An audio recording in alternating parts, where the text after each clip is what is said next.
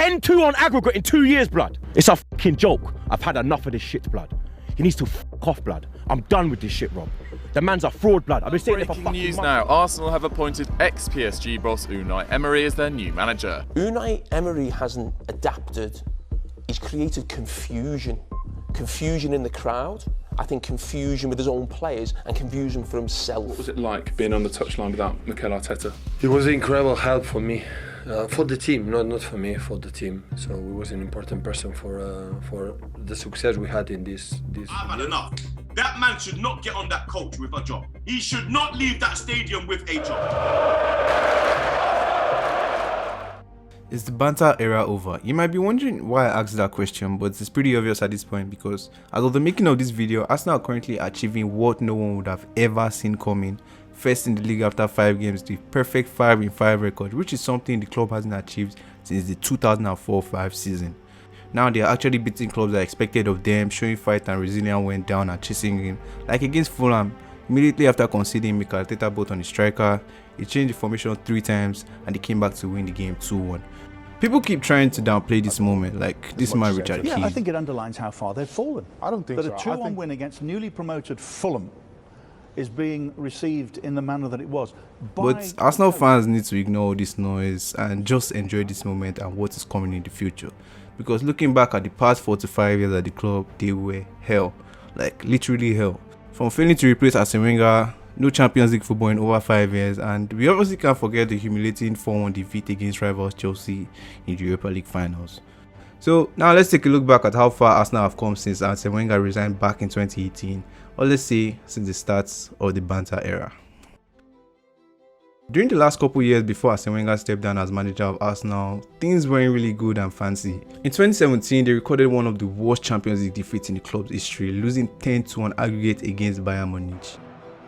This tie showed 2 things. 1, that we couldn't compete against the big teams in Europe, and 2, that should we truly be in the Champions League in the first place. And in 2018, we lost one of our best wingers, Alexis Sanchez, to league rivals Manchester United. Yeah, I made a video on that, so feel free to click on it up there. But in return, he gave Arsenal a passing gift in Pierre-Emerick Aubameyang, who eventually became a lifeline for Arsenal 2 years since he stepped down.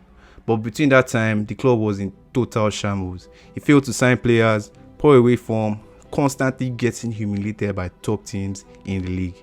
Things were really getting out of hand at this point. The fans made it known from the internet. Stop, enough is enough, blood. It's time to go. Simple as, blood. Wenger the f*** out. Then supporters flying a plane over stadium demanding Wenger to leave the club.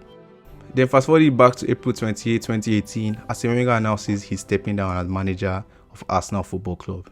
Following Arsene Wenger's departure, the club announced Unai Emery as the successor in May 2018, a man who has successfully failed to achieve anything in PSG in the past 2 years. During that summer, Emery started doing things the fans actually demanded, which was to sign players. Brought in German goalkeeper Belleno for £19 million.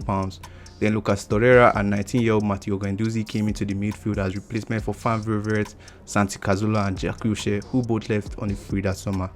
Things were going very well for Emery in his first season at Arsenal. He went 14 games unbeaten, which was our longest run since the Invincibles. Like, every fan was excited for the future. And in the Europa League, we're actually dominating every team we faced. We beat Napoli, then we smashed the shit out of Valencia in Spain. Well, Emery was kind of known for his success in the Europa League, so this was kind of expected for him. Then back in the league, we had everything set for a 4th place finish, which meant, oh yeah, Champions League football is back at the Emirates. And with just 5 games to go, guess what happens?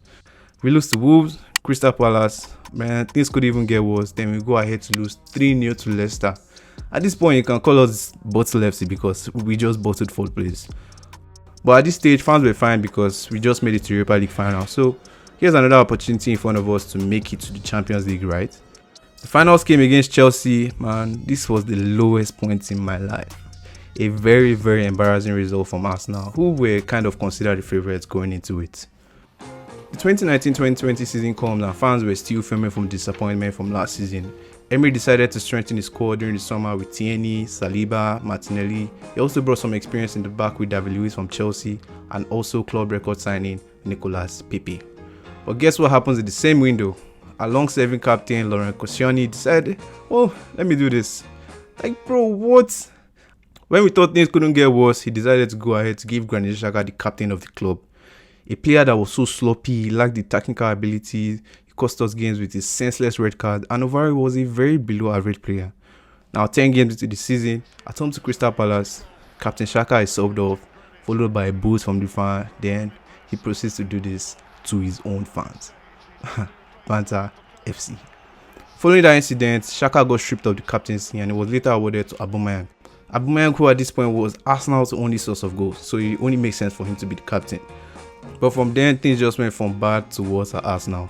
And after 13 games, Arsenal were sitting in the 8th position, the lowest they've ever been.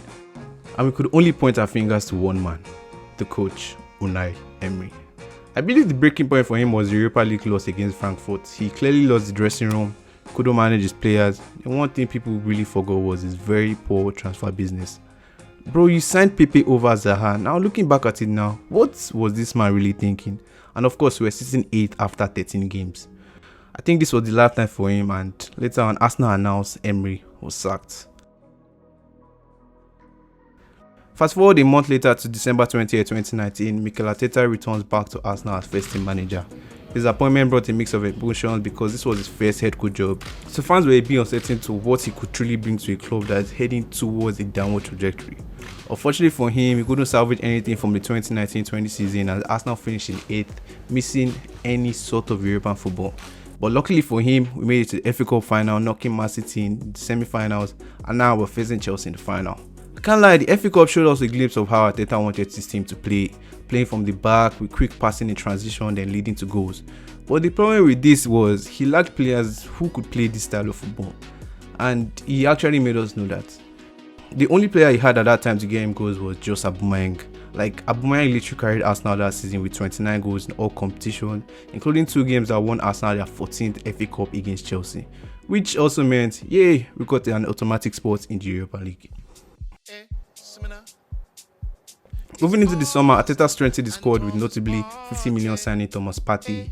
He also brought in a centre back Gabriel and Willian on a free from Chelsea. And he was also slowly getting rid of dead legs that didn't fit his style of football, like Socrates, Mustafi, Mesut Ozil, Mkhitaryan, all leaving on the free transfer. Now the league starts 15 games into Arteta's full season and we're sitting in 15th place. This period was actually a true test on whether you are truly an Arsenal fan, but our form slowly began to improve going into the Christmas break with young players like Smith-Rowe, Bukayo Saka, Martinelli coming big for Arsenal. Then in March, we found ourselves in the semi-finals of the Europa League against, just guess so, Unai Emery. Okay, now we can show him how much we've improved a year since he left. Joke's on you, man. Arsenal being Arsenal lost against Villarreal on the aggregates. If we compare Arteta and Emery's first full season, we can actually see that Emery did a better job than he did. So why Arteta was still the manager at this point was a mystery. Like, the only positive thing we could take from that season was how good our youngsters were performing and maybe his style of football. The summer window came again and Arteta's plan was slowly coming together. Like I said before, his plan was to get rid of dead legs and sign players that actually fit his style of play, and he did that at any cost. Arsenal spent $184 million bringing in new players while only making $34 million in player sales. Okay, Mr. Arteta, now you have your players. Now, just go ahead and cook. Bam. L to Brentford, Chelsea lost, Man City lost. 3 games, back-to-back L's, and we are sitting pretty at the bottom of the league. Bro, what? Then after that, we eventually found our form, we were winning games as expected, and we were truly back in this. A couple games toward the end of the season, we sit in 4th, and we can actually make a push for 3rd.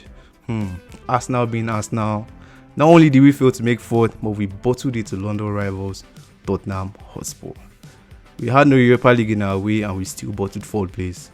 We didn't actually win the league, just qualify for the Champions League, and Arteta and his players bottled it.